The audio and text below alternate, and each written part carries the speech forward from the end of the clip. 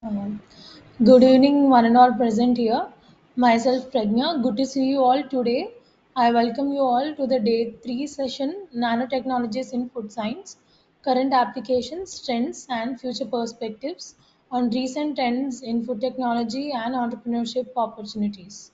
Supported by ANGRU and the Ministry of Agriculture and Farmers Welfare of India, organized by Samat Global Food Consultants. Following yesterday's session, we are thrilled to observe maximum engagement with active participation in the polls. We anticipate the similar enthusiasm today from all the attendees present. Rest assured, all the questions will be addressed by the speaker at the end of the session. Please submit your questions via the question box. Now, if we come to today's internship session, we delve into the fascinating realm of nanotechnologies in food science, where the tiniest particles hold immense promise of revolutionizing the way we produce, package, and consume food. Nanotechnology enables precision engineering at the molecular level, offering solutions for enhancing food quality, safety, and shelf life. From nanoemulsions for improved flavor delivery to nanosensors for rapid detection of contaminants, the applications are diverse and impactful. Today, as we explore the cutting edge advancements in this field and their potential to address pressing challenges in the food industry. Welcome to a journey into the microscopic world shaping the future of the food. With this brief introduction, allow me to introduce Dr. P. Kiran Kumari ma'am, our distinguished speaker of the day, a luminary in the realm of food technology. With a rich expertise spanning various domains, our speaker boasts practical teaching experience in microbial, biochemical, and food analysis, molecular and immunology techniques, proficient in statistical analysis methods. They specialized in utilizing design expert software for response surface methodology and central composite designing. Her adaptness extends to data interpretation analysis using R programming, Graph Prism, and Origin software. Her research focuses encompasses enzyme technology, food technology, and new product development with a keen emphasis on qualitative and quantitative analysis. Notably, she received the prestigious Loyola Academy Award for her PhD during the 44th College Day in 2023. Furthermore, their scholarly contributions were recognized with the INC Research Excellence Award in 2023 for the groundbreaking article titled Exploring Anthocyanins Antioxidant Capacity, Glucosidase Inhibition in bran and flour extracts of selected sorghum genotypes. This is published in the Journal of Food Bioscience by Elsewhere. Without any delay, it is my immense pleasure to extend a warm welcome and invitation to Dr. Kiran Kumari ma'am to grace us with her valuable insights in today's session. Over to you, ma'am. Thank you, Ma. Thank you so much. Good evening, one and all. So, today we are going to begin the session with nanotechnologies, and I'm going to share the PPT here.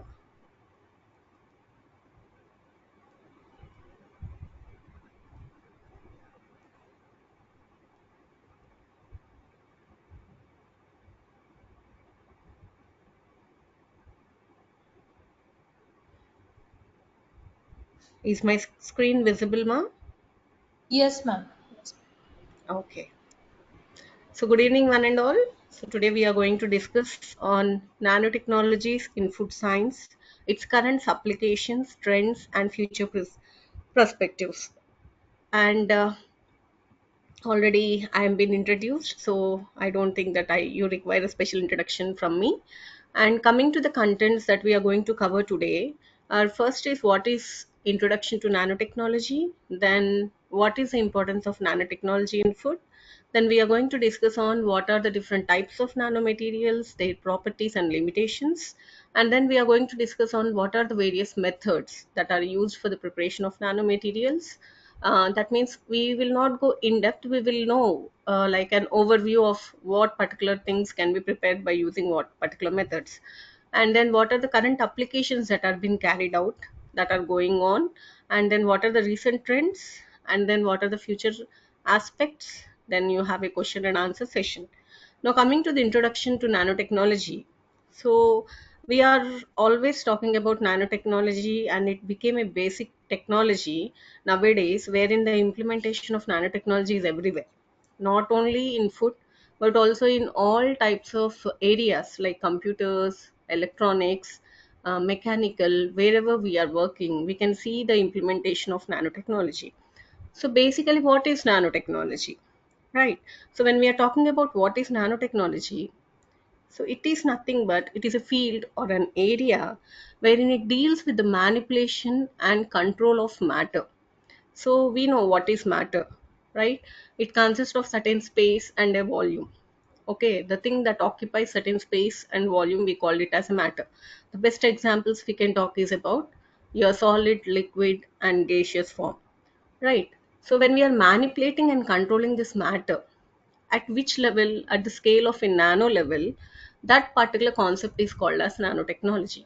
So we can define nanotechnology as a field that deals with the manipulation and control of matter at the nanoscale, and it is defined as a range between 1 to 100 nanometers. So this is the definition for nanotechnology, right? Then so I am telling you that nanotechnology is not only fixed to one food area, it is also fixed. It is a vast thing. It is an interdisciplinary. It is a multidisciplinary where it can be implemented in all areas. So what is going to happen here? So when we are taking any material or any device, these particular nanomaterials, they consist of unique physical, chemical, and biological properties that are different from that of the bulk counterparts. So, what are bulk counterparts? The bulk counterparts are nothing but the original things which we are converting them into a nanoparts. That means we are converting into a nanoscale. Okay, we are creating the nanoparticles from that imbibe or implicate the bulk counterparts. Okay, next. So this image, if you see, it is a nanoscale. So till now I was talking about 1 to 100 nanometers. You can see in this scale where it is right starting from zero point 0.1 nanometer to 100 nanometers. So whatever the synthesis or whatever the preparation of nanomaterials that are being done, so this particular scale is called as nanoscale. Upon above that, it is called as micrometer, meter, millimeter, all these things. Next. So this is another way of representation here of nanoscale, how it is being shown, like what is the hair. Most of the your competitive exams, they will be asking about nanoscale. So they will ask you what is the range of your hair, how many micrometers is your hair. So it is 100 micrometers. What is virus size? 1 micrometer. So what is red blood cell? So we have to know before we start any preparation of nanomaterials, we should know what is the size which we require. So based on the size, we are going to prepare the type of nanomaterial. Then coming to the importance of nanotechnology. So till now we have introduced what is nanotechnology and what is the definition of nanotechnology. Now we are going to know about the importance of nanotechnology. Okay, so now talking about importance of nanotechnology, first one is nanoscale dimensions. So what is a dimension? Generally when we see about any length, breadth, height, all these measurements, we call it as dimensions. So when we are measuring these particular dimensions at a nanoscale level, those are called as nano dimensions. So based on these nanoscale dimensions, we can engineer the structure, device, and systems with extraordinary capabilities which have a wide range of applications.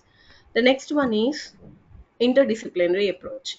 So why it is important? As I told you, it is not only applicable to it is not restricted to one field.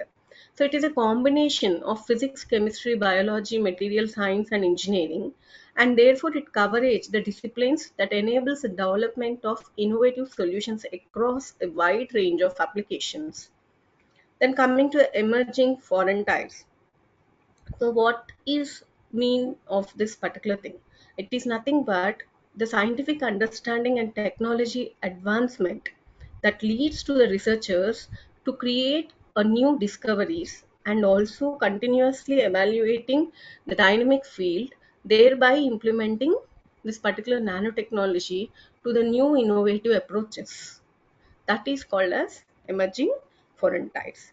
Now, basically, till now we have discussed a general view of nanotechnology. Now, I am specifically discussing this particular nanotechnology pertaining to food. So, when we are talking about nanotechnology, the first and foremost concept is here nanomaterials. So, when we are talking about nanomaterials, what are nanomaterials? Right? We are going to discuss it. Then, in nanomaterials, because nanotechnology is based on nanomaterials, so we have to create nanomaterials. So, what are the different types of nanomaterials that are present, which we are going to synthesize? Okay, the first concept is what are the different types? The second concept is what are the properties of the nanotypes? The third concept is what is the synthesis of nanoparticles? That means how we are going to synthesize these particular nanomaterials. And the fourth concept is what are the toxic concerns that we have to take into consideration, and what are the novel technologies that are been emerging by using these nanomaterials. So, first coming to the nano dimensions, as I have already discussed, nanotechnology is creating nanomaterials, and these nanomaterials have a unique properties. What are those unique properties? They have unique properties of physical, chemical, and biological properties, which are different from the bulk counterparts. Now, how this differentiation is coming to them? Okay, so what is the property that is differentiating here? So mainly it is due to the high surface to volume ratio and also the quantum mechanics. That means the dominance of the quantums that affect this particular tiny scale. So what is surface to volume ratio here? If you see in the picture, there you can see one cube, right? Then again, when you are viewing in the other one, you can see the blocks of the cubes. Here, the surface area is the same, but the activity of the nanomaterials that are occupying will show triple times the enhancement of the single cube. Okay, so one cube functioning is different and eight cubes functioning is different. So here we are making the nanomaterials in such a way that they will occupy very less space, but their effectiveness is very more. So that is nothing but your nanoscale dimensions. Next one, nanomaterials. Now, nanomaterials, there are different types of nanomaterials like nanotubes, nanowires, carbon nanotubes, different types are there. So now what are these particular nanotubes? So these are increasing the versatility for the application of this particular nanotechnology in different fields. Next, now, nanoscale phenomena. What is nanoscale phenomena? It is nothing but when these particular properties like surface area, quantum confinement, and self-assemble, which are the properties of the nanomaterials, which are the unique properties of nanomaterials, are laying the foundation for the nanotechnology to make an innovative materials and devices. So, when you are placing this particular nanomaterials in any solution which consists of a surface, these nanomaterials will automatically combine with these particular unique properties, and they show the effective effects that has to be enhanced. Then the next one, now coming to the types. So till now I discussed what is the uniqueness of nanomaterials. Now I am talking about what are the different types of nanomaterials based on their classification. So when I'm talking about nanomaterials here, first one is based on the origin. So naturally some are nano, for example viruses and proteins, and there are certain synthetic one which we can prepare like nanodiscs and nanocrystals. Then based on dimensions there are different categories like fullerenes, graphene, nanotubes, etc. And based on the composition also we can divide these particular nanoparticles like polymeric nanoparticles, lipid nanoparticles, inorganic. Okay, so these are the classification of the nanomaterials, basic classifications, right? So first thing, the first type of nanomaterial which we are going to discuss is polymer based nanocarriers. So polymer based nanocarriers, the best examples are micelles, dendrimers, and liposomes. So these can be used to transport and protect the sensitive food ingredients like vitamins, antioxidants, and antimicrobial agents. So what do we mean by transportation here? It is nothing but when we are preparing any food matrix, any food material like vitamins. So vitamins once consumed into the body, they have very less stability. Like antioxidants also have very less stability. So in order to retain the stability of these vitamins, we can coat them or encapsulate them in the nanomaterials and then deliver into the system. So by doing this, the vitamins will have more shelf life stability, and they can go to the target sites and they can have effective efficiency in delivering the targeted molecule like vitamins, right?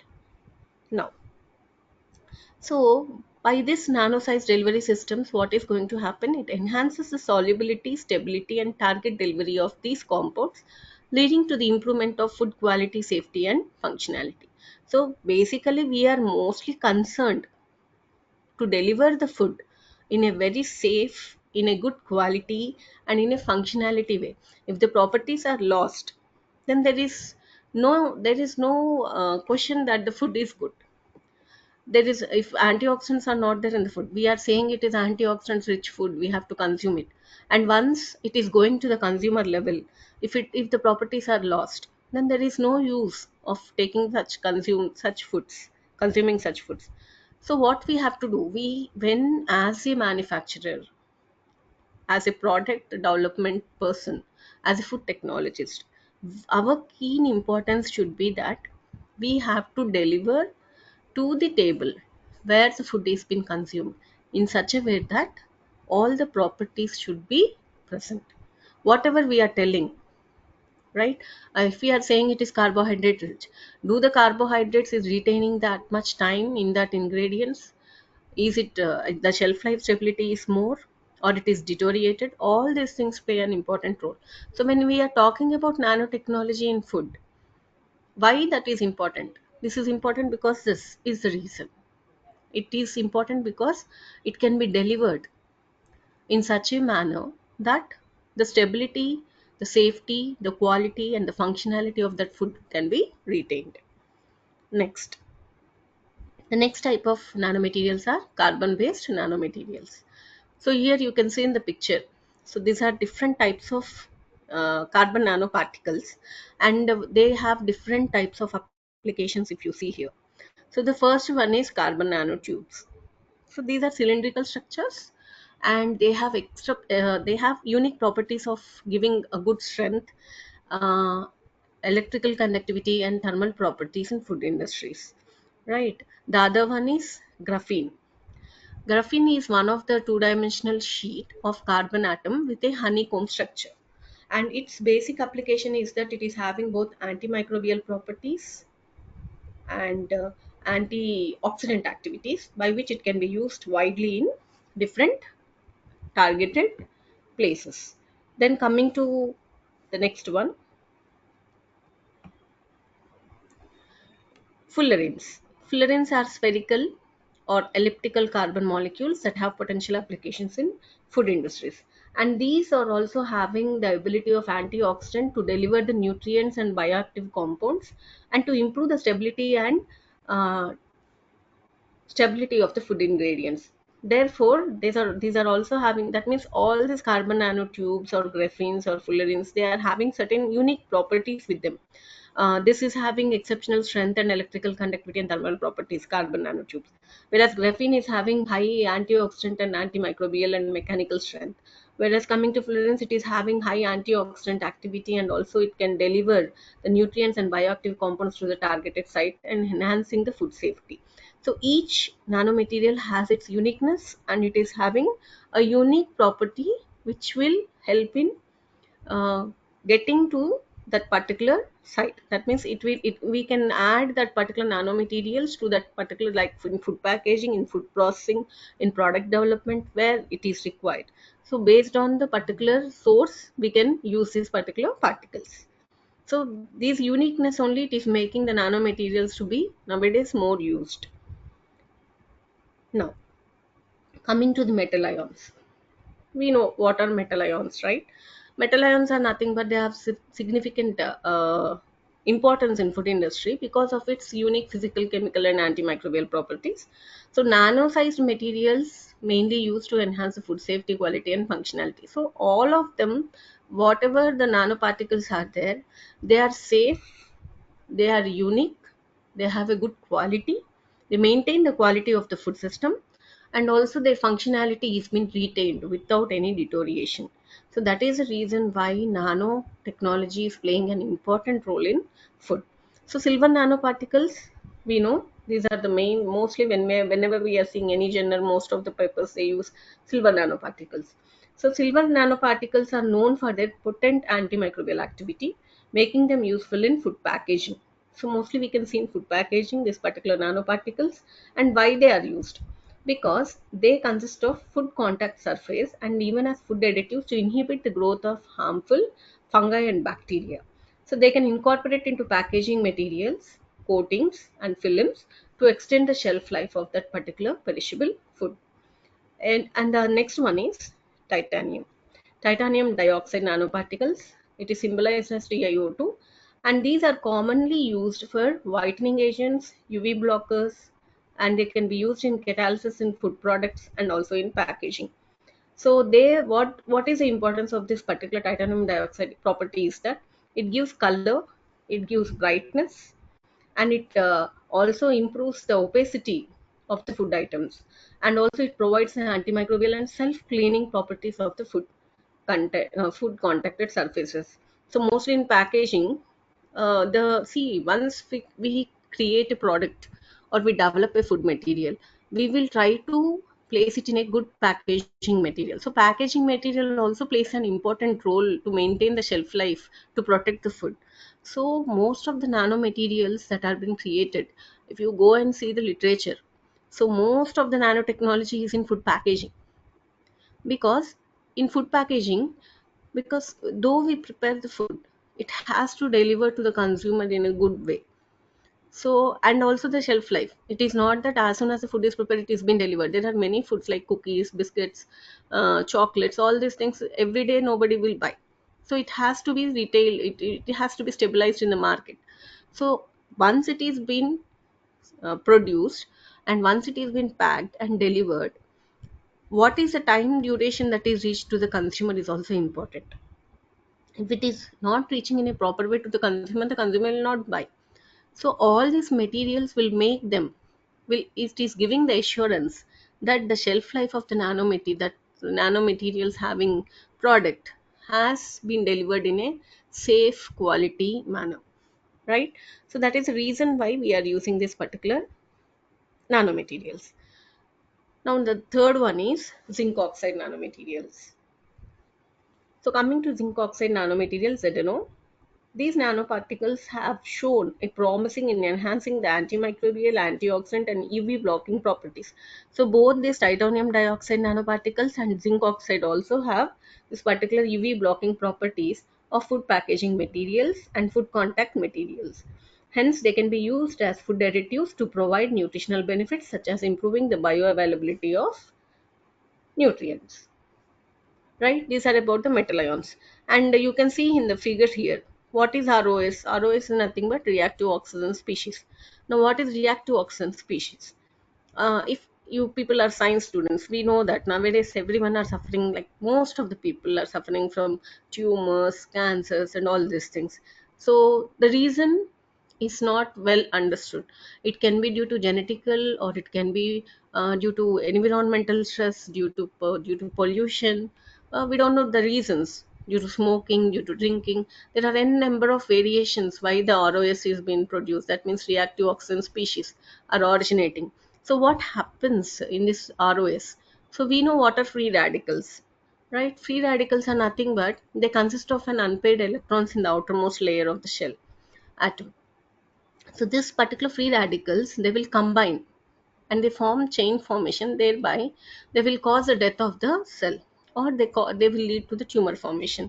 So once these metal nanometal ions are being produced, they will go to the targeted sites and they will inhibit the formation of this particular. That means this particular nanomaterial carrying the antioxidants will go there. So antioxidants means what, they work against the oxidation process and they will inhibit this particular ROS process. So what is going to happen? These antioxidants, once they are liberated to the targeted sites by using nanomaterials, normally also they will go, but the stability of the antioxidants is important here. Every day our body needs antioxidants to detoxify. So these antioxidants which we are consuming through diet, because antioxidants are not generated in our body, so antioxidants have to be taken through diet. So when we are taking them, do these antioxidant that we are taking concentration is sufficient for us, and they are delivering to the direct targeted molecules? We don't know. So when we are taking it in the nano form, the stability of this antioxidants is been increased. So once the stability is increased, there is chances of uh, removing this radical formation. So that is the reason why nanotechnology is important in food. Now, the next important concept or the types are nanoclays, nanocomposites. Now, what are nanoclays? Nanoclays are nothing but these are the layered silicate materials that can be found in food industry.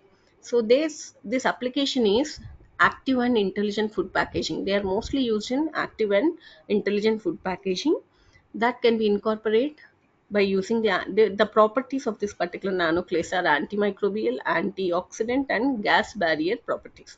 We know that oxygen. So if oxygen is present, it is 90% sure that the microorganisms will start to prevail. So this gas barrier, that means it acts as a gas barrier, thereby removes the moisture content in the food and allows the food to be present for longer duration of time. Then coming to nanocomposites, nanocomposites are the advanced materials by combining with the polymers such as nanoclays, carbon nanotubes, or nanoparticles. So they can combine. They will form a composites here. And what are the applications of this nano composites is that because of the properties of mechanical strength, thermal stability, and barrier performance, they can be used as a good materials for environmental impact. That means they have the properties that will stabilize this particular product through the external environmental factors. Then coming to the next one, nano emulsions. Emulsions, I think everyone know. What are emulsions? Like oil and water is the best example here. In the same way, we are preparing nano emulsions here. That means we are preparing in a nano size, nano scale, right? So here, what is the importance of this particular nano emulsions where we can apply these things? So we can use them as encapsulated nano encapsulations, which we call, and we can directly deliver the bioactive compounds, the flavors, and the nutrients in the food products like vitamins, minerals, and all these things, improving their stability, bioavailability, and controlled release. Then the next one is nanoparticles. Then coming to see, we are talking about all types of materials here. So nanoparticles are nothing but the ultra fine powdered form of particles, and their dimensions range from 1 to 100 nanometers. And in food we can see that they can be combined with other materials like polymer lipids or inorganic compounds, and they can have a good stability there. They will increase in the stability and they can be easily delivered through the food systems. So here, allowing for the encapsulation. So what are these two important? Why are these two important? Because in delivery systems, the food delivery systems, when we are talking, what is going to happen? This particular encapsulation is helping and protecting and controlling the release of sensitive food ingredients. As I talked to you about the antioxidants and vitamins are the best examples here. This leads to the improvement of bioavailability and stability. Obviously, when they are in nano size, the bioavailability is increased. I told you the surface is to volume ratio. The stability is increased because they are in nano size. And the targeted functionality of the nutrients, flavor, and bioactive compounds has been fulfilled. So that is the reason why the type of nanomaterial is very important for us. Then the next type of nanomaterial is silica based nanomaterial. So here I have given an example of the flow sheet how the silica based nanomaterial is prepared. So these are having very wide range of applications in food. Especially we use amorphous silicon dioxide, which is common, and here also we can use as food additives, and it is also having a unique property of anti-caking agent. We know what is anti-caking agent, the lumps formations that are formed when we are preparing any food, so it can act as an anti-caking agent, and it carries a various bioactive compounds to the delivered target. So here we can see the how the silicon nanoparticles has been formed by using one of the method called as electron spinning. Then the next, unique properties. So till now we discussed about the types. Now I am talking about the properties of the nanomaterials. So what are the properties? The first and the foremost important property is surface area to volume ratio. So when we are discussing about surface area to volume ratio,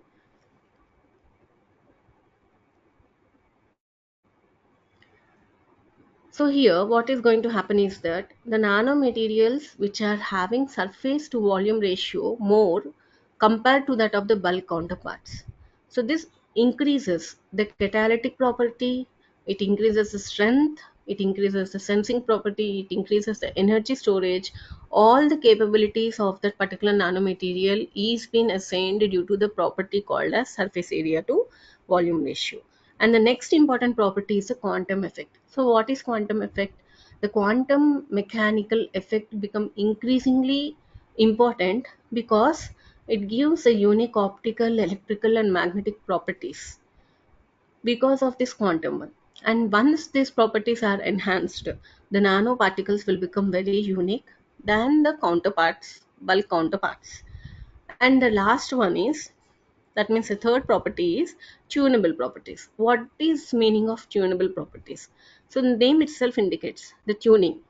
That means these nanoparticles have an effective changeover. That means the size, the shape, the composition. So all these things can be tunable in case of nanoparticles. And because of this tunability, the properties are being enhanced. That means the nanoparticles have an efficiency is been increased because of this particular property. Because it can undergo to any desired size, any desired shape, any desired composition that can be easily applicable for enhancing the product's stability, your safety and quality of the food product. And other properties, when I'm talking, they are the mechanical properties like strength, hardness, electrical properties like conductivity, magnetic properties like permeability, optical properties like transmittivity, absorptivity, thermal properties like heat capacity, thermal conductivity, and chemical properties like toxicity, reactivity, oxidative state, etc. So all these are the properties that are important for us.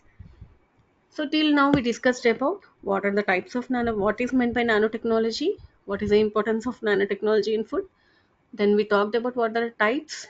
Then we have discussed about what are the properties that a nanoparticles or nanomaterials should have. Now we are talking about how to prepare the nanomaterials. So now talking about preparation of nanomaterials. Here basically nanomaterials are of two different types. That means in two different approaches we can prepare the nanomaterials. So first approach is called as top down approach, whereas the second one can be called as bottom up approach. So when I'm talking about top down, so it involves the mechanical breakdown of larger materials into nanoscale materials. So if you see in the figure here, you can easily see here, right? From the bulk, we are getting the fragments, and then the nanostructures are being synthesized. Whereas in bottom down, what we are doing is from the atoms or the molecular building blocks, we are making the clusters and then we are preparing the nanostructures, right? So here, from the atomic or the molecular bulking blocks, often the chemical synthesis or self-assembly processes been occurred. So the best examples here are, for this particular bottom one, we can talk about the examples of your top down is milling, mechanical milling, whereas the examples for your bottom up are sol gel synthesis, hydrothermal synthesis, and micro emulsion techniques. All these are the examples of this particular bottom down. So these methods will control overall size, shape, and composition, and thereby enabling the functional properties of specific nanoparticles for specific functional applications. So now, so this is the schematic figure of how this particular bottom up and top down are done. And these are some of the examples that are given here, which I have discussed now. And also we can broadly classify the synthesis or the methods of nanomaterials into three important types of physical, chemical, and biological. When you're talking about physical, as I already told, you are mechanical methods, mechanical milling. Vapor methods are physical vapor methods, and physical vapor methods again are divided. And chemical methods, as I discussed, sol gel chemical, colloidal spray pyrolysis, all these are examples. Whereas in biological, it is called as green synthesis. That means when we are using any biological method, we call it as green synthesis. So we use either plants or plant materials, or we use microorganisms like bacteria, fungi, or yeast. Now, the first one, I'm giving few examples of how the synthesis is being carried out here. So top-down approach, the first one is mechanical milling. So the first step in mechanical milling is comminution. The second one is particle size control. The third step is surface modification. So when you see here mechanical milling in the figure which I have given here, so in first is that in comminution, what we are going to do is we add uh, certain mechanical processes like ball millings. We add certain balls uh, into that particular instrument, wherein these nanoparticles, that means they will be crushed by hard mechanical pressure. So and they will be forming into nanoparticles there. So once this nanoparticle formation starts, the second step is particle size control. Now we have to control the size of the particles. The what is the size we require, what is the shape, so how much pressure we have to apply to get that particular size and shape. All these things we are going to we have to monitor that. Then surface modification. So once the particle size has been reduced, there will be certain surface modification. That means the shape will be changed. Once the shape will be changed, the functional properties will be changed. Once the functional properties are changed, then it is undergoing certain changes that are novel and unique for the utilization of the food products, right? Then chemical precipitation. We know what is precipitation, right? So the first one is supersaturation. We know what is supersaturation. What happens in supersaturation? As we keep on adding into the solution any compound or any chemical, it it attains a stage where supersaturation occurs. So once the supersaturation occurs, we cannot see any solubility. The solubility level is been stopped, and we can see the formation of aggregates there. So nucleation, the aggregate formation is called as nucleation. Then after the nucleation is been done, now these nanoparticles start forming into unique properties. That means they will attach with one another, the nuclei, and then they will form into nanocomposites or nanomaterials. So once they are formed, we have to see what is the particular uh, particular time that is retained for the formation of this particular growth, and then we can use them as nanoparticles. So the main thing what is important here is we have to concentrate on the reaction time. So we have to control the reaction time here, what is the temperature here, what is the size and shape that is required for us. So all these are important factors that we have to consider when we are preparing the nanoparticles. The third one method is sol gel synthesis. So what is it? So here I will show you the picturization here. So if I show, this is easy for you people. So when you are seeing here precursor preparation. So first we will prepare the precursor along with the solvents, and that step after preparation, it is called as hydrolysis. So what is going to happen? We add certain water so that the hydrolysis starts and sol formation will start. That means it will start formation into colloids. Once the colloids are formed, it undergoes a condensation process wherein the connected pores will be start forming. So once the pores are being formed here, what is going to happen is a gel like structure is been formed. So once this gel-like structure is been formed, what is going to happen is next the aging occurs. So here aging and drying is nothing but once the structures comes to a particular state, they have to be dried. So this drying can be done by freeze drying, thermal drying, or supercritical drying. So when which drying is specific, that particular gel is being formed. When freeze drying we are using, it is forming cryogel. When we are using thermal drying, it is forming zero gel. And when we are using supercritical aerogel, like that it is being formed, and then we are harvesting it in the form of a final product, right? So this is about the explanation of your sol gel. The other important is micro encapsulation or emulsification. We know what is emulsification, and nanosynthesis, nanomaterial synthesis, like using different types of nanomaterials like nanoparticles, including with metals, metal oxides, and polymers.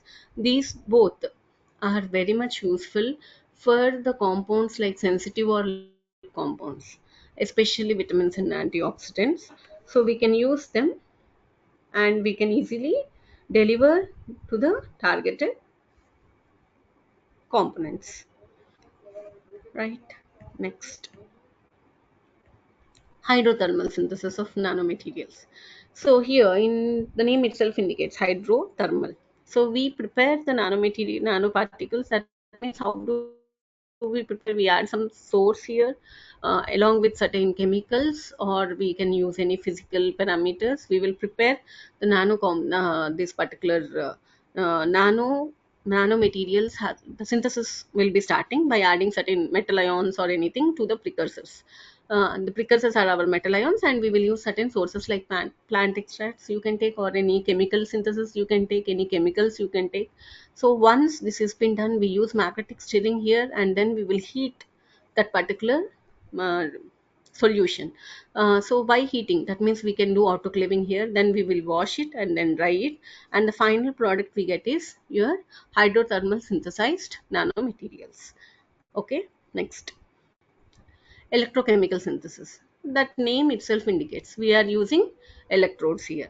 So the design of electrodes is important for us. To which particular nanomaterial synthesis, which electrodes are used, what are the cathodes and anodes that are using, okay, like that. And what are the electrochemical reactions that are occurring. So how the reactions are formed. So we have to know all these things when we are using. And electrolyte engineering is what are the factors that has to be place in mind when you are using this particular method, like pH, temperature, reaction kinetics, what is going to happen. All these things you have to consider when you are using this particular synthesis. Then vapor deposition method is another method. Here there are two important methods, physical vapor and chemical vapor. This is an example which I am showing here, chemical vapor deposition. I'm not going into details. Then coming to reduction and oxidation, it is another method where we know what is oxidation and what is reduction. So we can prepare the nanomaterials by using this mechanism of oxidation and reduction mechanism. And the next one is micellization. In this particular thing, your liposomes are the best examples here. So what we are preparing here is, first we prepare a reverse mycelia. What is a reverse mycelia? We will prepare in a solvent here, so that all the lipid phase, you can see here, all the globular ones are inside and the fragments are outside. And then we will go for the normal mycelia preparation, wherein you will use water there. And after the normal is prepared, then we will combine both the reverse mycelia and this particular normal mycelia, so that it will form a lipozyme or a micelle. We call it as a micelle. Now, this is direct assemble. Direct, it is nothing but a sophisticated one, wherein you will coat this particular nanoparticles onto the surface where they get adhered, and then you will go for high pressure. You give the high pressure so that they are coated on that particular surface. And this is self assemble, wherein the nanomaterials themselves, once given into the solution, they will assemble by their own into different shapes and sizes. And this is lithography. Lithography is nothing but in general way, when we speak about printing, your inkjet printing or like that, this is one of the process. One is laser technique, wherein you utilize, and other one is electrolysis. So these are particular things, like what are the different methods, what are the different techniques that are used for synthesis of your nanomaterials. So here we have divided into physical techniques, chemical techniques, and biological techniques. In physical, you can see like examples. These are few examples which I am giving here. Like ball milling is there, phase vapor deposition is there, mechanical and chemical synthesis, where both mechanical energy is used in order to get a chemical reaction wherein you will get your nanoparticles. So by using suitable solvent washes. So these are some of the examples of how physically used. Chemically, we can see sonication, microemulsification, electrochemical methods, wherein electricity is a driven force, and your chemical method by reactions you will get your this one. This is very simple, eco-friendly, and you can easily use in the labs. And biological, we know microorganisms. We use microorganisms, and then we will prepare the nanoparticles. Especially, we use metal nanoparticles, and it can be used for antibacterial agents and also biosensors. And coming to plant extracts, it is widely used. We use different metals as nanoparticles to produce nanoparticles, and it can be used for cytotoxicity, catalytical, and luminescence, etc. So these are some of the examples. So shall we give a break here? Yes, ma'am. Yes. I'll share the poll with the attendees. All the attendees, you can start answering now. Let me know if you can all see the questions. Please give a thumbs up if you can see the questions. Yeah. Thank you. Ma'am, if you can tell the correct answer they are giving now.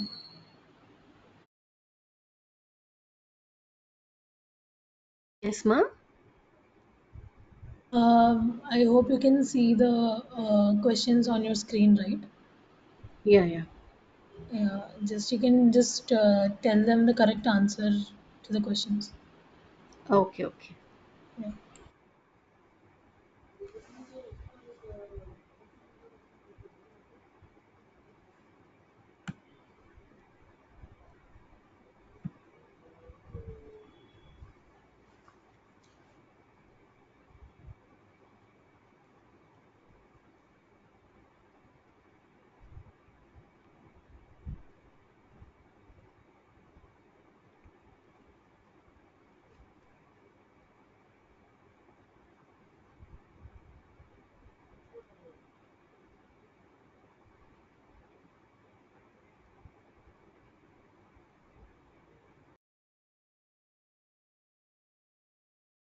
Let them finish, then I'll discuss. It will be better, no?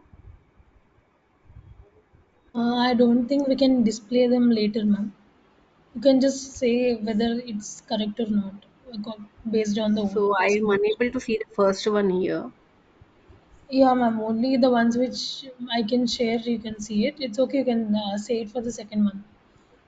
Okay, ma'am. Second one, I think polling is been done, or after finishing, I should reveal the answer, right? Yes, ma'am. I'll end each question within a minute. You can then share the answer. Okay.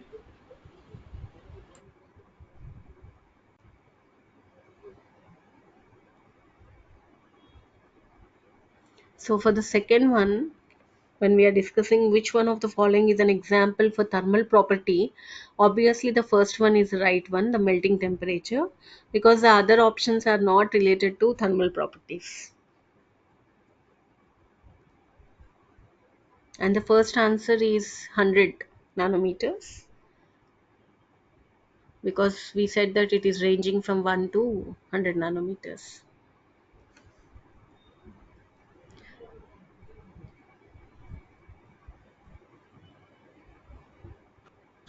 All the attendees, if you have any queries, you can please put them in the question box. We can take it later at the end of the session.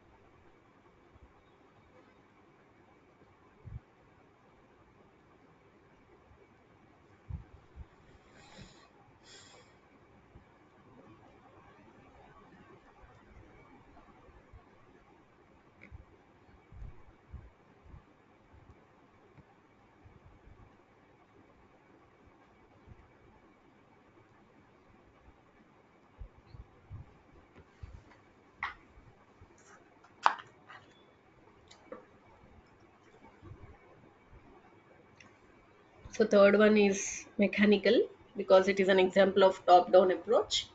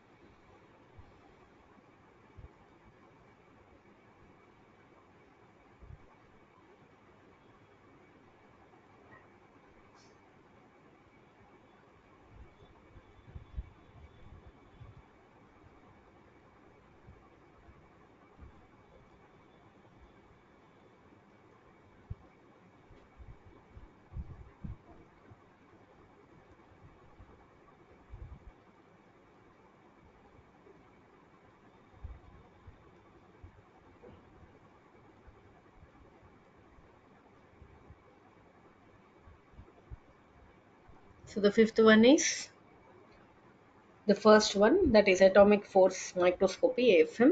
Others are all methods, and only this is the tool that is being used for characterization of nanoparticles. Thank you, ma'am. We'll take up the rest of the five questions later at the end of the session. Okay. We can continue with the presentation now. Continue? Yeah, okay. Yeah.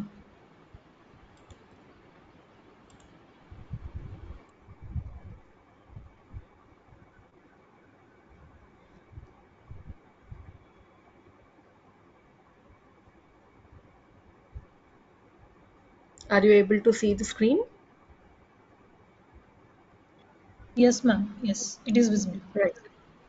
So till now I discussed what are the various methods. So here I am giving an example of schematic representation of how green nanoparticles have been prepared.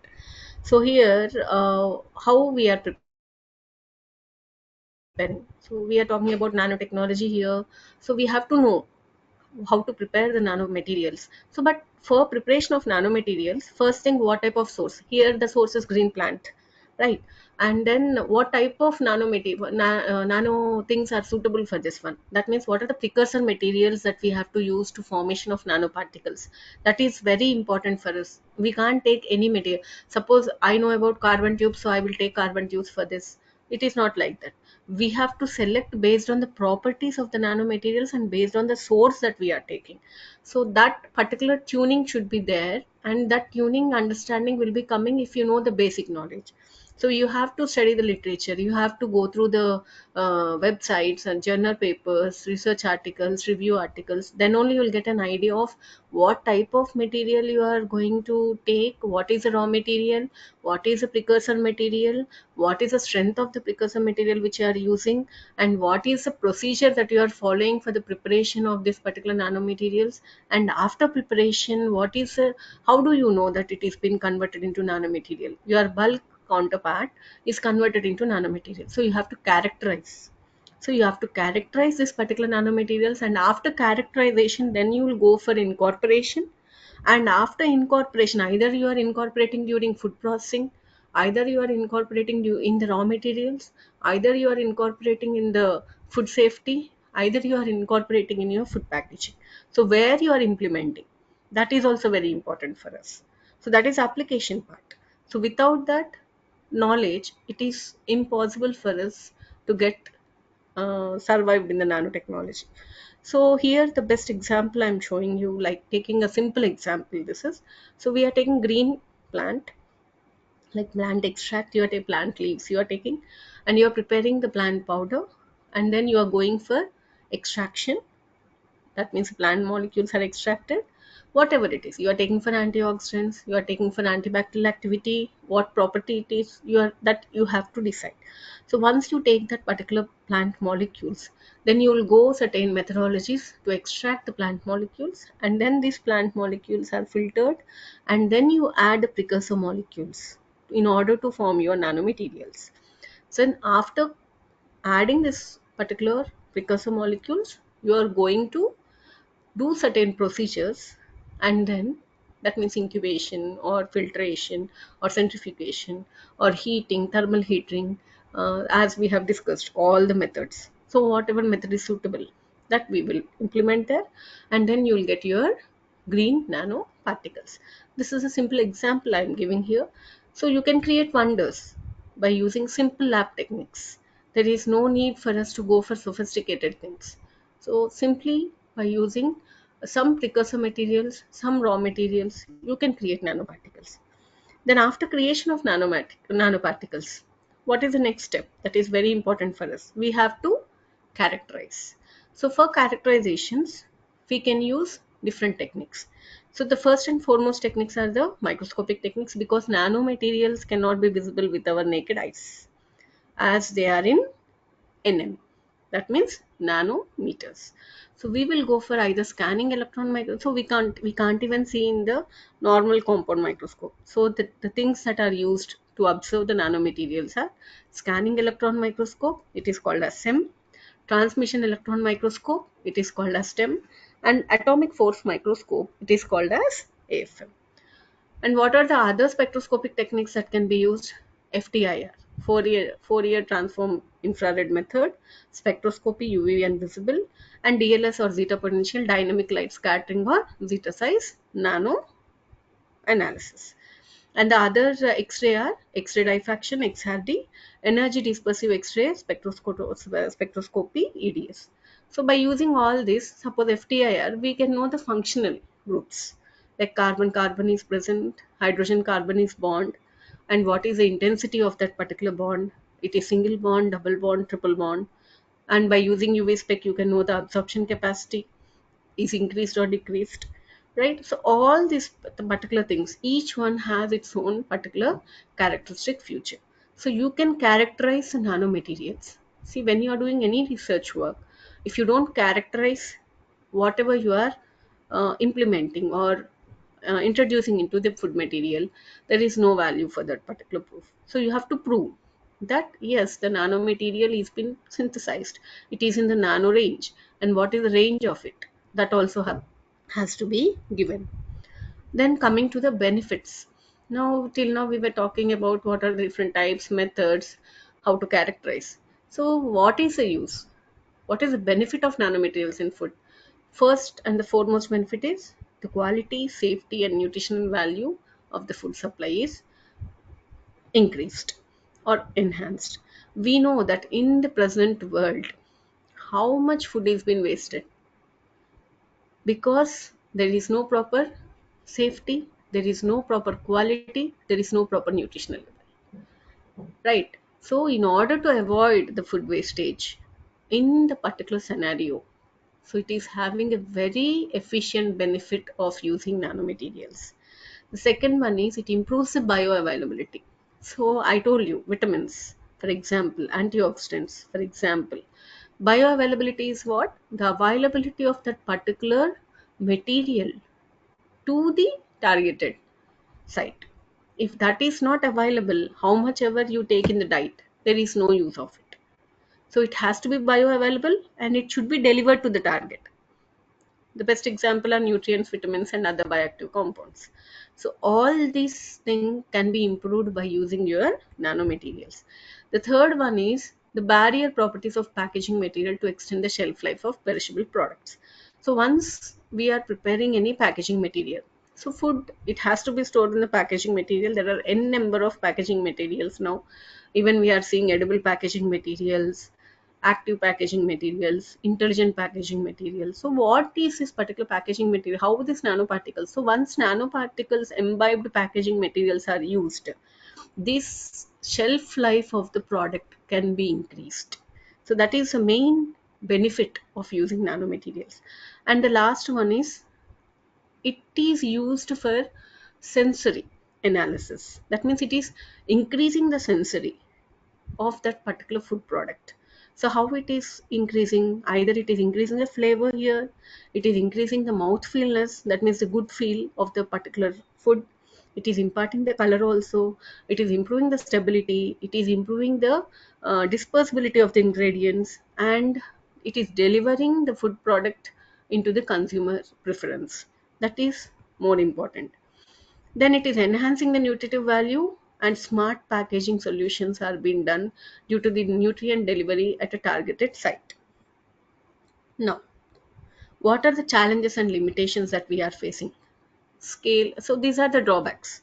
So when I'm talking about the benefits, so each one, as a human being, we do have negative and positive things. So nanomaterials also have the negative and positive effects. So when we are talking about nanomaterials here, what are the challenges and what are the limitations of the usage of this particular nanomaterials in the food? So first and the foremost is the scale and complexity. As I'm telling that it is from 1 to 100 nanometers, and it is having the unique properties here. It is changing in its shape, it is changing in its size, and it is playing with the matter here. So when it is playing with the matter, it is manipulating the matter. The scale is very important. Is that particular scale suitable for that particular thing? Is the matter that is being changed, the functional group is changed, the functional properties are changed, how much it is suitable? Initially it was different, once it has been changed, the change is for good or bad. That all things matters, and the complexity, how it is been formed, how the structure is formed, how the functional groups are changed, how the complexity is been changed, that is very important when you're talking about your nanoparticles. And environmental and health concern. Is it showing any hazardous effect? The concentration, the dosage of the nanomaterials that you are giving, is that harmful to the human bodies? The toxicity test, we have to see this. And what are the risk managements that we have to see? So what are the environmental factors that is causing this effect? So all these are important for us when we are talking about this particular environmental and health concern. So once it is delivered into the human body, uh, is it causing any reactions because of the nanoparticles that are imbibed this particular targeted nutrients? Or after reaching the target, is it causing any other reactions? Do nanomaterial itself is reacting with the chemicals that are present in the body? So all these things are very important when we are considering. So we have to study the toxicity effects, then commercialization barriers. So once you prepared by using the nanomaterials, obviously we have to check for a method for that is low cost and highly applicable. So commercialization, so you are doing it at the lab scale, but how far it has been successful for the industrial or pilot scale? Once it is going to industrial level, do the same thing is being done, or it is changing there when it is in bulk or in a large preparation? So all these things. And marketing, is it that much marketing, and is a consumer ready to take the available nanomaterials in first? Next, coming to the applications of nanotechnology in food science. So here you can see the food science and technology. It is a vast technology wherein right from the raw materials, it will undergo the processing, then it will develop the product, and after developing of the product, it is a packaging, and how it is the safety and biosecurity of the product that is being developed. So it is continuous chain process, you can see there. And once, what is nanotechnology doing here? What is the role it is playing? Coming to the materials, the role of nanotechnology will be in the form of nanoparticles, nanoemulsions, nanocomposites, nanostructured materials. And in processing, it is being imbibed in heat mass transfer, nanoscale reactions, nanobiotechnology, molecular synthesis of your products, and all these things. When it coming to the product level, during the delivery, how it is being formed, during formulation, how it has been formed, during packaging, how it has been done, how the nanotechnology has been applied at these stages. And then the next one is in food safety and biosecurity. What are the things that are used in the form of nano? That is nanosensors and nanotracers. So how these nanosensors and nanotracers are used in order to detect what? Detect the pathogenics, detect the pathogens, detect the toxins. It inhibit the biofilms that are formed, and the allergic reactions can be detected. No, the next one. So in depth, when we go for main concentration in our food technology is on food nanoscience and food processing and food packaging. So food nanosensing and food nanostructured ingredients can be interchanged in both food processing and food packaging. So coming to food processing, what are the different nanoparticles that can be used in different ways? Like an anti-caking agent, I already explained you as an anti-caking agent which can be used, if you remember in the previous PPTs, then gelling agent, nano additives, nano capsules, nano carriers, all these can be used in food processing mechanisms. Whereas in food packaging, you can use for improving the packaging, you can use in active packaging, you can use in smart packaging, you can use in bio-based packaging, you can use in so this one what called as intelligent packaging. So all these are the applications of your nanomaterials in food packaging, food processing, and food preservation. Now in detail, when I'm discussing about nanomaterials in food processing and preservation, they can be used as cattle catalysts. So what are catalysts? So these nano catalysts, we know what are catalysts. They enhance the reaction, right?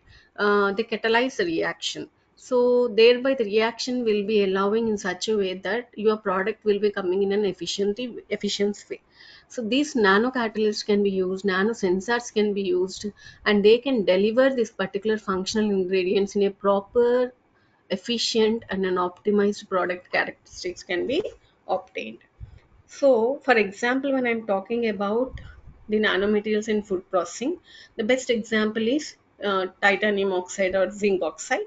They can be easily used as antimicrobial agent and thereby inhibit the growth of both harmful bacteria and fungi in food products. We know that see, food cannot be always be taken in a dry form, so there will be the moisture content that will be present in most of the foods. So when moisture content is there, obviously there is 100% chance that the microorganisms will prevail because the conditions will be favorable for the growth of microorganisms based on the temperature, the pH, the moisture content, the water activity of the food material. All this plays an important role. So by using this particular nanomaterials, we can inhibit the growth of the micro. Thereby, what we are doing, we are enhancing the food material, we are enhancing the property of the food, we are increasing the stability of the food. So by using this thing, we are also not wasting the food, at the same time we are preserving it for longer duration of time. So coming to preservation, the best example here I can discuss about nanocomposite films and coating incorporating materials like nanoclays, carbon nanotubes, silver nanoparticles, which act as a barrier in packaging. Thereby, they will they does not allow the oxygen or moisture content to enter into the food, and they also resist the environmental factors by which we can delay the food spoilage, and we can also make that the food quality is being maintained.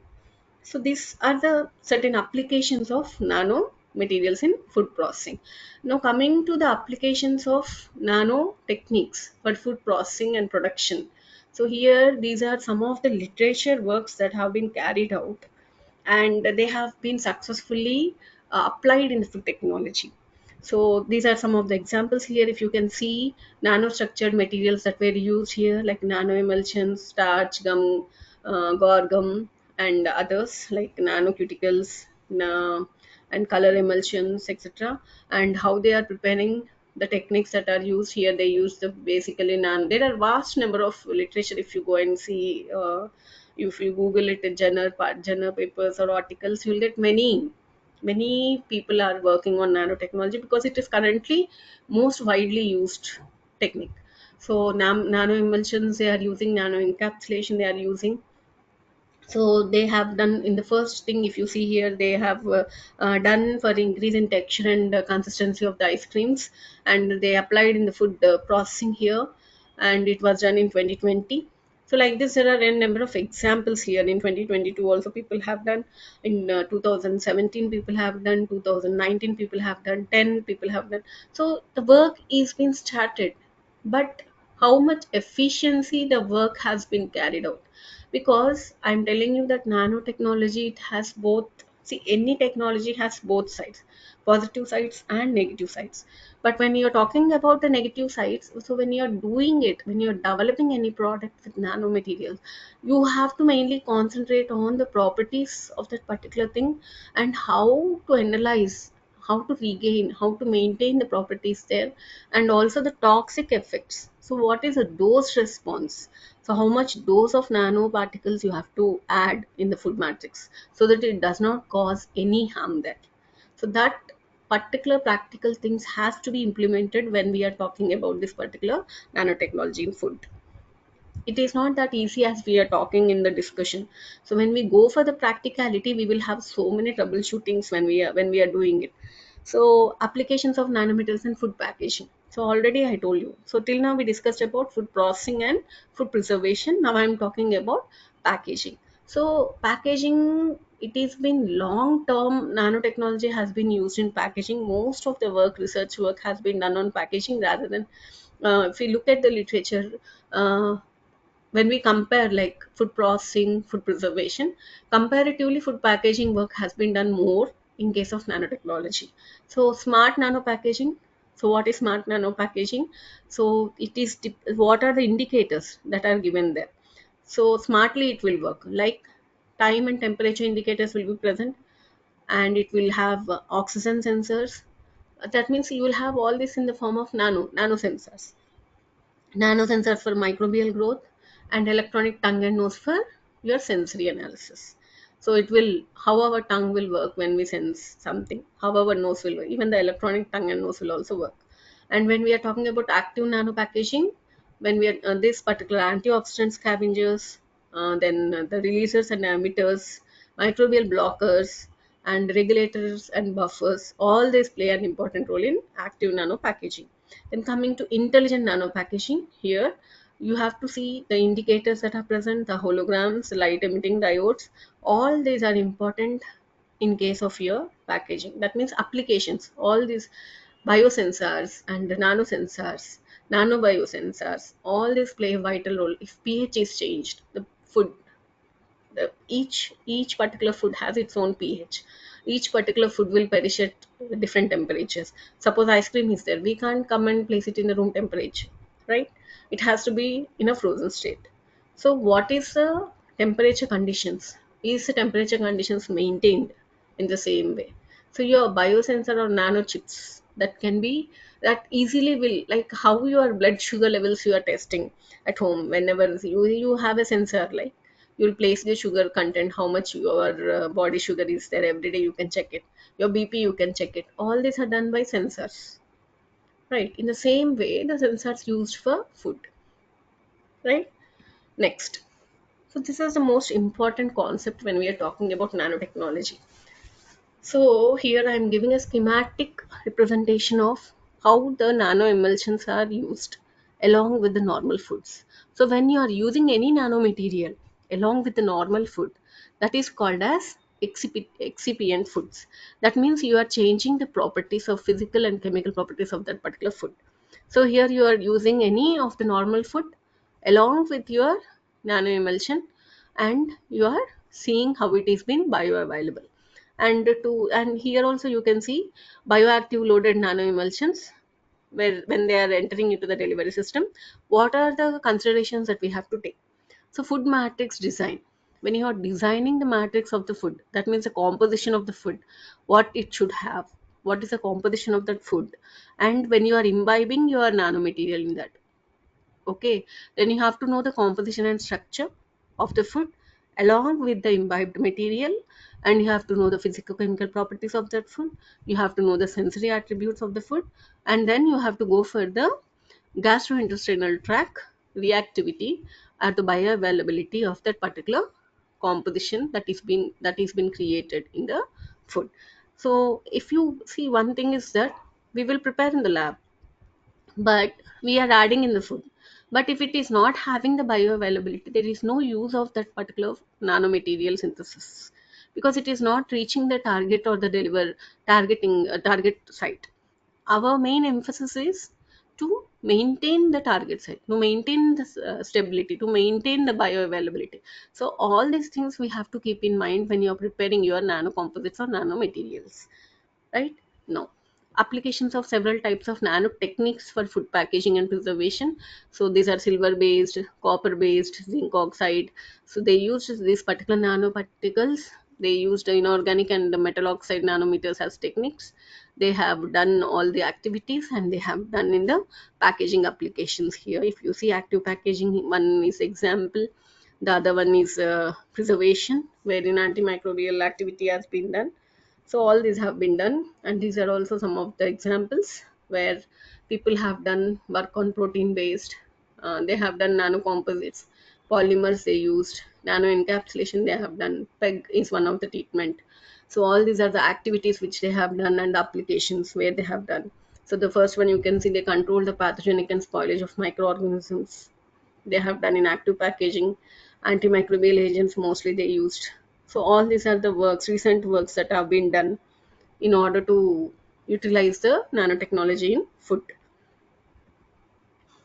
So here, these are the biosensors that have been applied in food science and food technology, food nanotechnology. You can see most of the applications are for food preservation and packaging and food storage.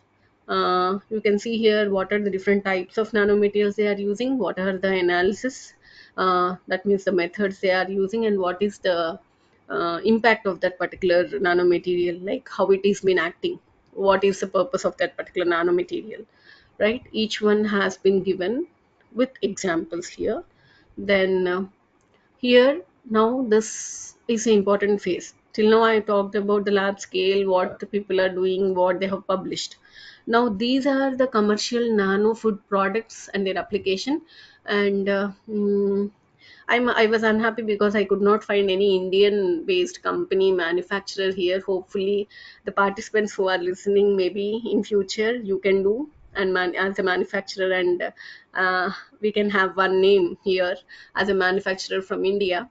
So the product names are given here, what are the types of products they have developed, who are the manufacturers. So mostly USA, Germany are the most of the countries which are providing this particular nano based food products, and what a type of nanomaterials they are doing and what is application of that one. So these are the commercial nano food products and their applications that are being given here. So you can see there easily what are the things that have been done. Then now, applications of nanotechnology not only in food. So I told you it is interdisciplinary.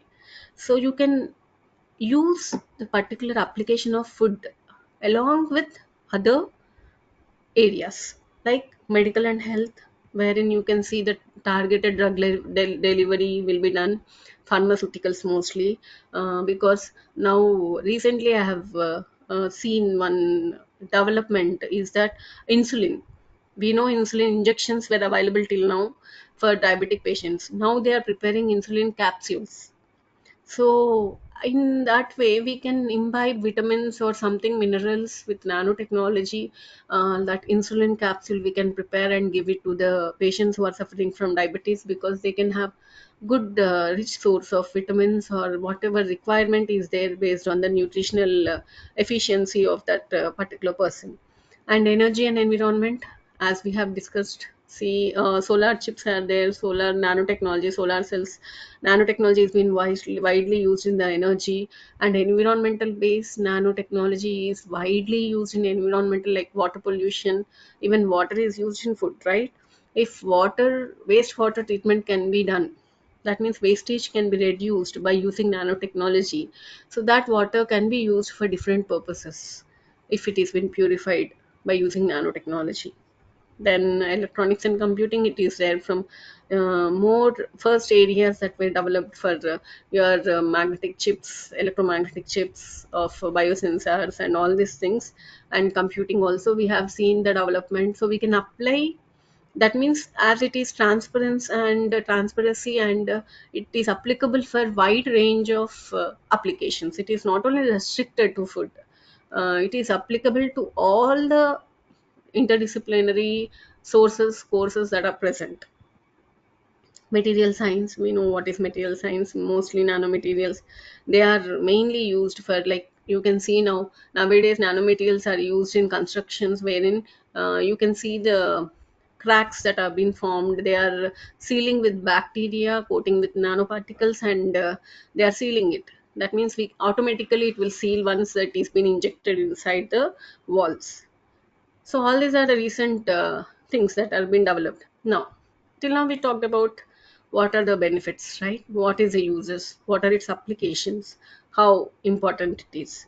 Now, what are the environmental impacts? So, what are the potential health effects that we have to see?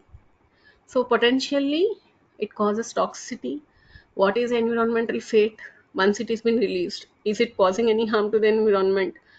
What are the incorporation of these nanoparticles in our food supply? How it is been how the food supply will take or accept these particular nanoparticles. That means nanoparticles should be seen both at the basic level. That means if it is incorporated in raw materials, what is happening in the food processing, what is happening during packaging, what is happening during consuming. So at all stages, we have to check what is the role of the nanomaterial that is being imbibed into that food matrix. Not only it is not simple that simply we incorporate it in the food and we say that yes, it is safe to take. We have to check at each and every point how it is being done. After delivering, how is the bioavailability present? How is our gastrointestinal tract? Is it able to absorb it? So all this, it is reaching the targeted material or not, targeted site or not. So all this plays an important role. So it impacts. What is the impact of that particular nanomaterial? Then after taking, so okay, we have added in the raw material, it is successful, it is been processed, it is successful, we have analyzed and we have checked during the packaging, it is successful, we have checked until the consumer has been taking. Now what after consumption, is the consumer having any adverse health effects? What are the side effects? Is there any oxidative stress? Is there any inflammation? Is it allergic? Or it is causing any autoimmune disease? Or it is causing the normal disturbance in the cellular functions? All these are important things once we prepare the nanomaterial or nano-based food. Then either it is causing any neurological behavior, our behavioral changes are being observed, so we don't know long term also it can cause. So today the person may be fine, or maybe any genetically it is modifying, we don't know. So all these things we have to test, we have to analyze, we have to do the toxicity tests, and then only we can say that foolproofly that the product is been uh, adaptable for consumption. It is not that easy way that simply we add and we say that it is okay and you can consume. No, it is not like that. We have to do the toxicity test. We have to do all the analysis. We have to characterize them at each and every stage of the preparation, processing, your quality assurance. All this plays an important role there. Then only we can say that it is been done. Now, what are the regulatory conditions and safety concerns? Now, responsible innovation. So, as a scientist, as a researchist, it is our prime responsibility while we are innovating any novel product or any new product, we have to follow some ethical rules and regulations. We can't simply bluff the consumers because one or the other day it is the people who have to suffer. Our ultimate goal is to more enhance the qualities. We have to go to the consumer level in such a way that consumers health is being increased, not decreased. We should see that the improvement should be there in the health, we should not deteriorate the health of the consumer.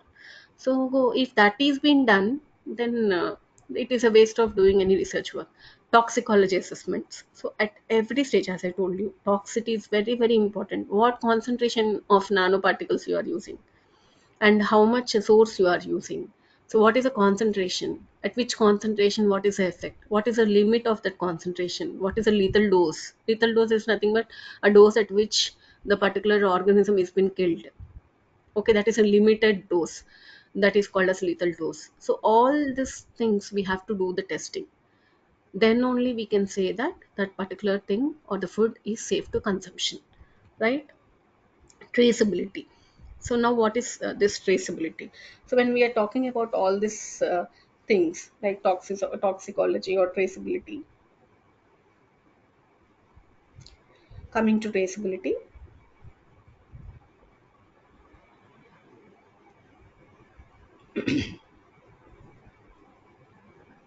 we have to ensure the transparency of nano embedded food materials. So here we have to give that. The presence of and the movement of the nanomaterials throughout the food supply chain from production to the consumption, the labeling, how is it in a proper way, we are giving the correct information to them.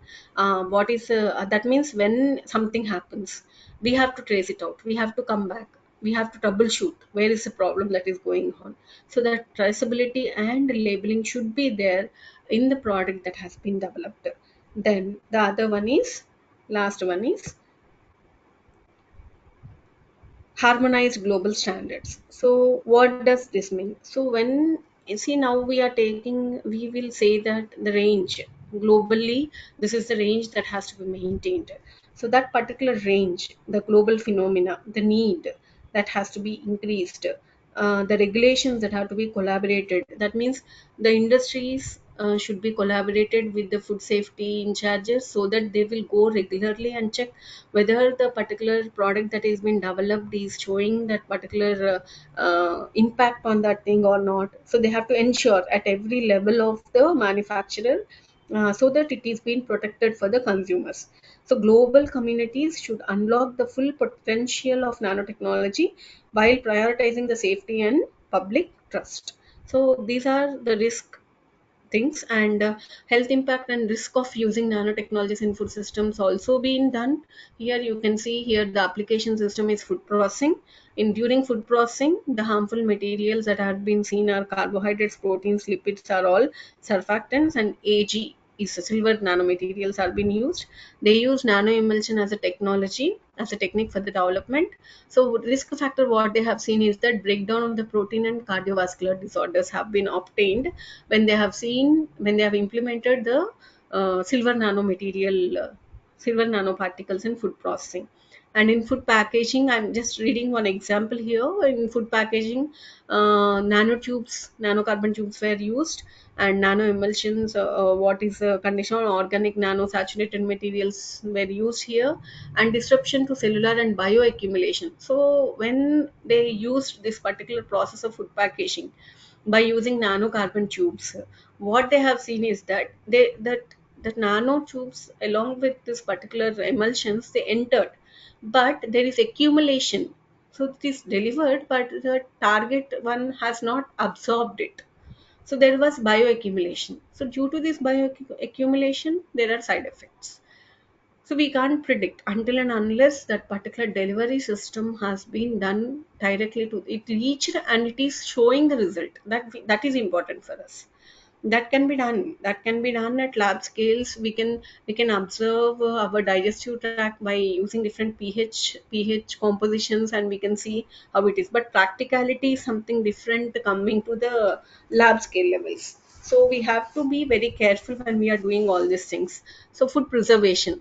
So in food preservation, they have seen overweight and obesity, and also have seen cytotoxic effects like causing cancer and all these things. Now, this is a most important concept of what we have discussed today.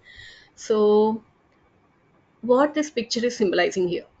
So, when you are improving your food, right? You are preparing the nano foods like nano additives in food packaging, nano carriers. You are using other forms like capsules, nano encapsulations, and all these things you are doing. What are the risk factors when you are considering when preparation of these nanoparticles? So either you can have oxidative stress, or it can go to the genetic level and cause DNA damage, or it can go to the protein denaturation. So all these are the effects of your nanoparticles. And what are the issues that has to be addressed? So consumer safety, that is most important for us. So consumer health risk assessment is important. Insufficient understanding of metabolic kinetics of nanomaterials, all these issues should be addressed. Lack of uniform evaluation methods for nanomaterials, there is no particular SOP, standard protocols that are followed to evaluate this particular because I told you that what type of nanomaterial has to be used for what type of sources, what type of reactions, all these are experimental levels. All we have to do the experiments. We can't say that this is, so one person has one for one particular thing, if it is suitable, it is not assigned to all. So for your source, is it suitable or not, that we have to check.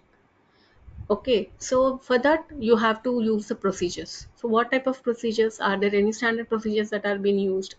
Are there any standard safety risk assessment programs? So all these are important for us. These are the issues that has to be addressed in order to use the nanoparticles. Then how can we improve them?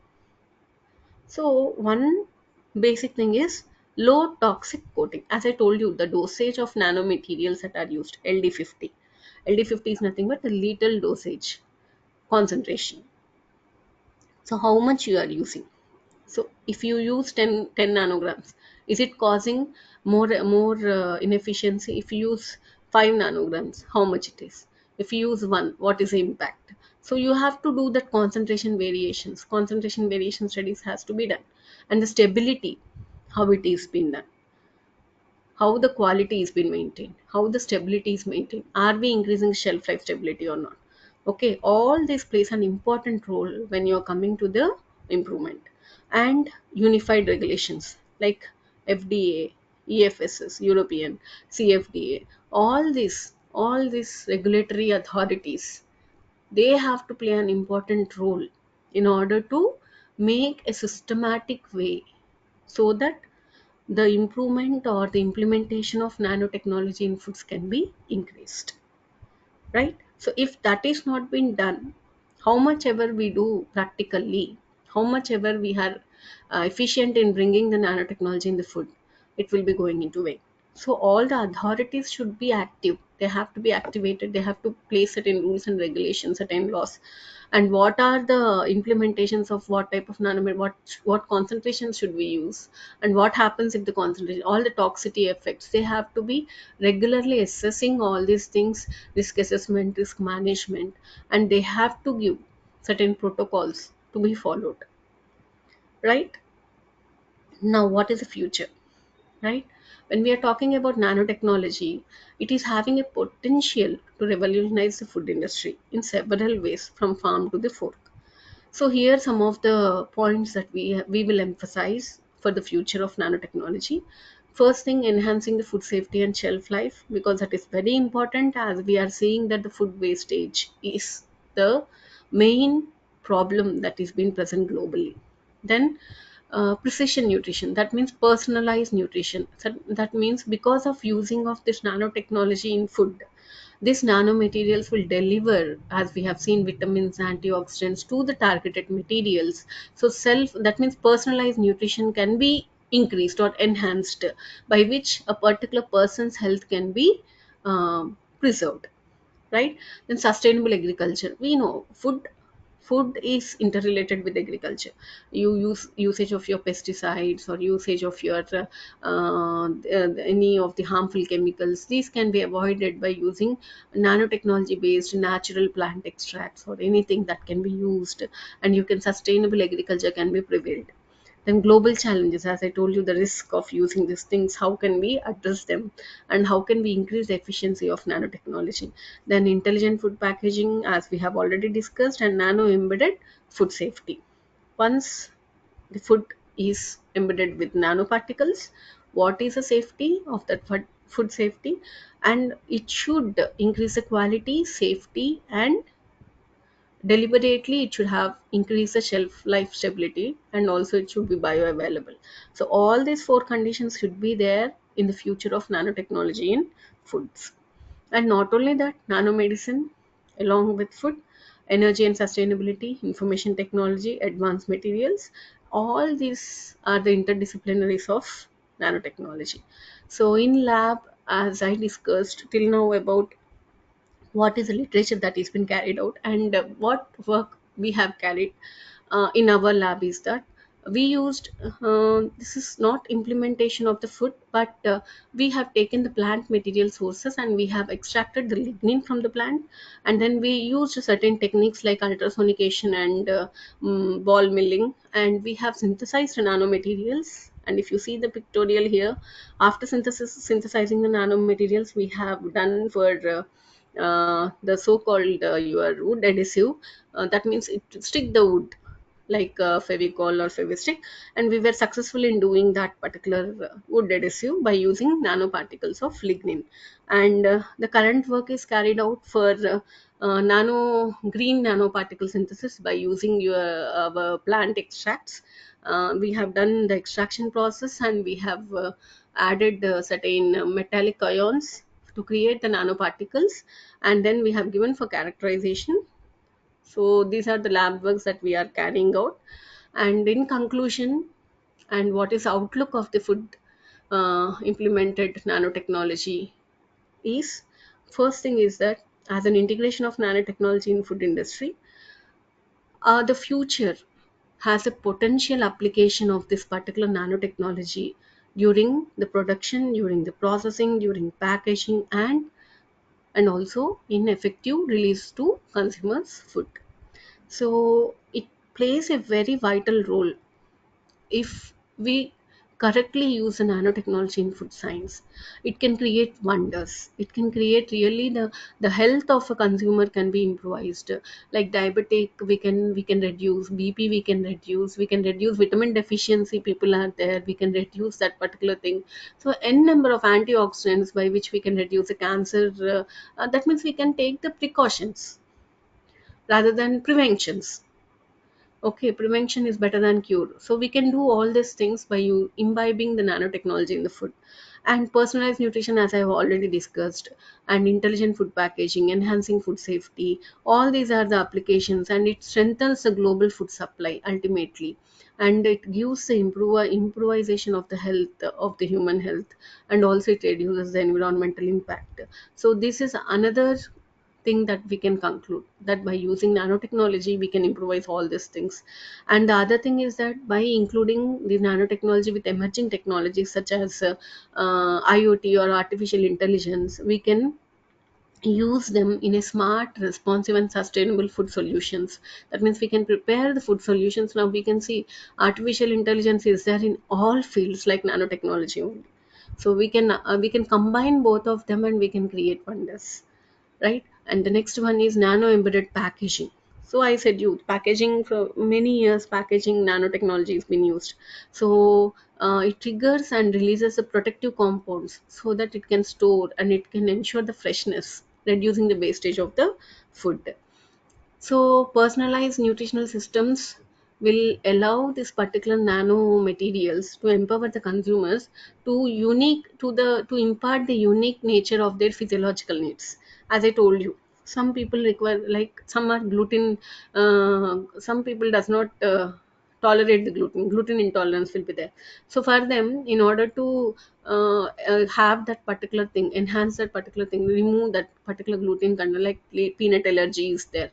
So what happens is that by based on the physiological characters of that particular person, the nutritional composition can be enhanced by using these particular nanotechnology. That means the absorptivity of the vitamins can be more, can be increased. Hemoglobin, we can see most of the female people in India are anemic. So how can we can give iron here by using nano iron materials, nanoparticles, creating and injecting into the person who is anemic. So all these things can be done. Okay, then the next one is nano embedded innovations, like regulatory bodies. As I told you, industry people and regulatory bodies, they have to be combinedly playing an important role by taking the responsibility in order to develop these technologies. And the next one is, as I told you, nowadays the technology is increased. So mostly wherever we have seen robots are working.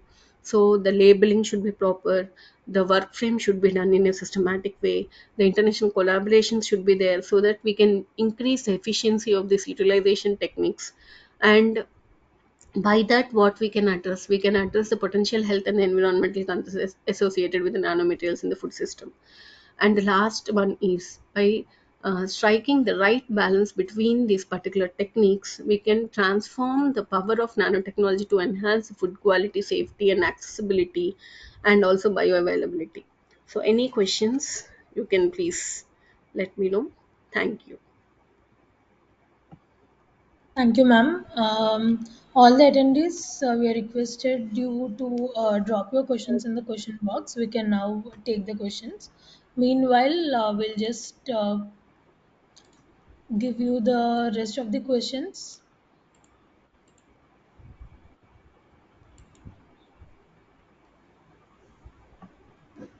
I hope you all can see the questions.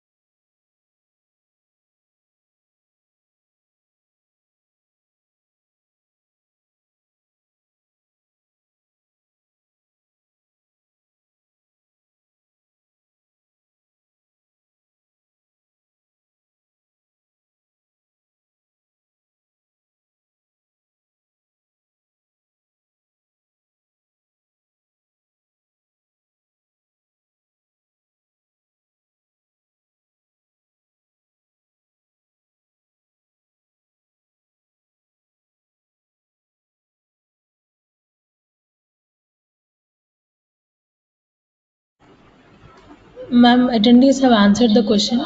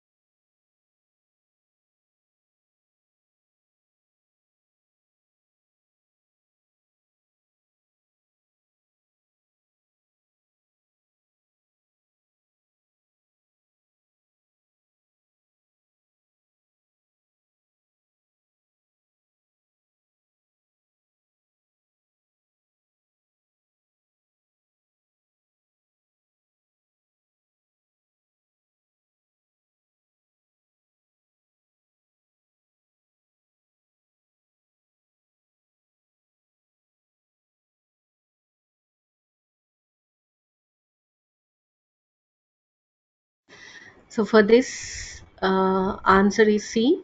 Nano alumina because it is in nano. So shall I tell all the answers once again?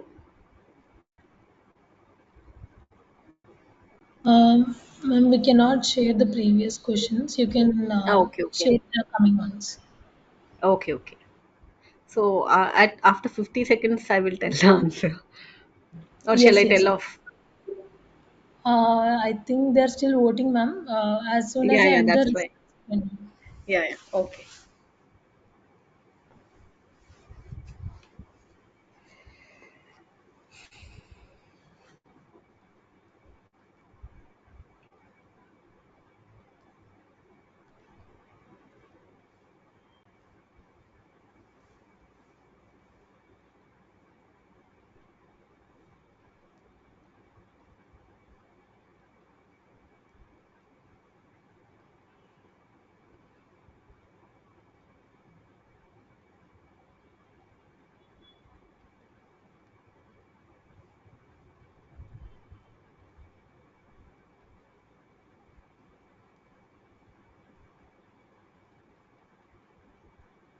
Ma'am, I think you can share the answer now. Yeah, ma. So the answer is A here, top, bottom, and bottom top, because both are the approaches that are used for preparation of nanomaterials.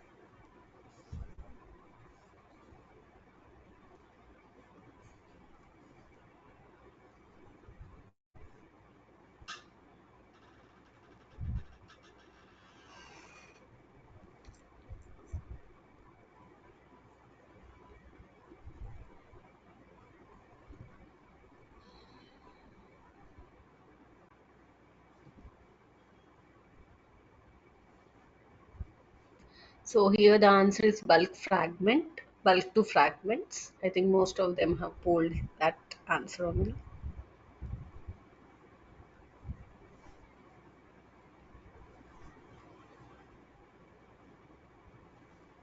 This will be our last question, ma'am. Later we can take up the questions if we have any.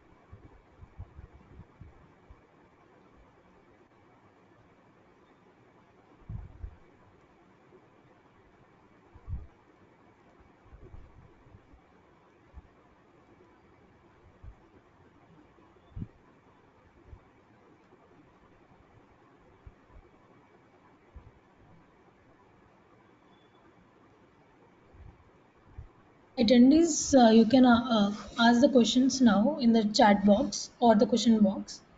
We're open for questions. Ma'am, we'll wait for another 2 minutes. If we have any Okay, ma'am. questions, we can do those. Yeah. Yeah, sure, sure. So for this, the answer is graphene.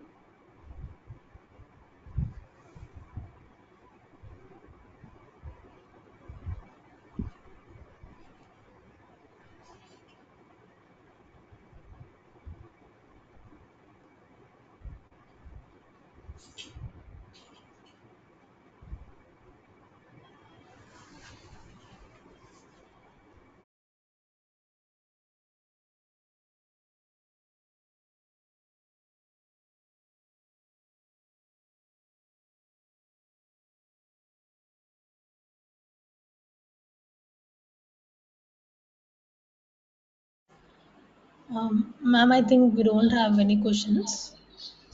Okay.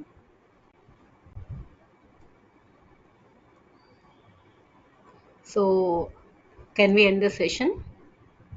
Ma'am, one second, we just have a question. Um, this is from Mastani. Uh, can we combine nanotechnology with artificial intelligence, ma'am? This is Mastani's question, Yes, ma'am. sure, ma. We can combine. So that is the latest advancement. We can combine artificial intelligence with nanotechnology to create wonders, because artificial intelligence itself is a latest technology, and nanotechnology is something that is creating wonders already.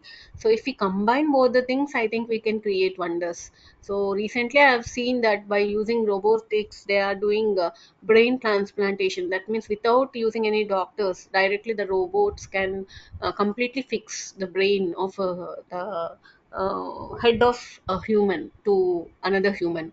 So we can use the type of technologies to enhance this particular food, because food is evergreen.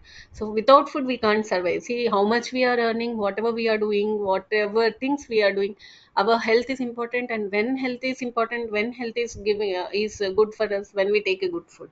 So compulsory, we have to combine both the technologies to create wonders. Thank you, ma'am. I think Mastani has got her answer. Okay, Um, any other? we can now, yes, ma'am. I'll just thank you so much for So today's session. I On let me behalf of thank I thank all the audience and Samant Global, Samira and Mat sir, especially for giving me this opportunity to interact with the participants and to discuss all these points which we have discussed today. And I'm really happy in association with you people to deliver the talk. And thank you so much, all one and all the participants and all the organizers. I thank from bottom of my heart. Thank you so much, ma. Thank you, ma'am. On the behalf of Samat Global Food Consultants, we would like to express our sincere gratitude to Dr. Kiran, ma'am, for sharing her expertise with us today. Your insights on nanotechnologies in food science and its impact on the food tech industry were particularly enlightening and thought provoking. We truly appreciate the time and effort you dedicated for preparing today's session, ma'am. As we reach the end of the session, I would like to thank all the attendees for being interactive and engaged throughout. Tomorrow's session, day 4, The Future of Wellness, Exploring Nutraceutical Solutions, is by speaker Mrs. Samira Naini, ma'am. The link for tomorrow's program will be sent to your respective email IDs. Thank you once again for joining us today's session. We would look forward to welcoming you back for tomorrow's another enriching experience. Thank you. Thank you. This concludes today's Thank you session. so Have much. a great